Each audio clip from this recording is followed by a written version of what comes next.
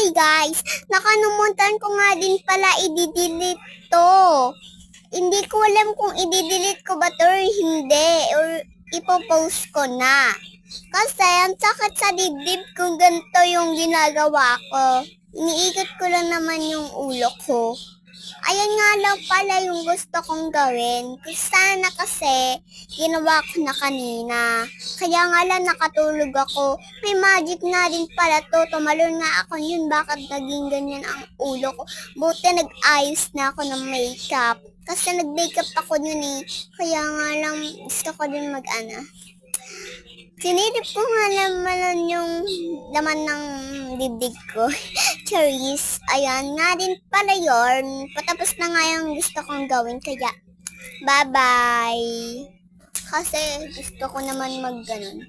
Bye-bye!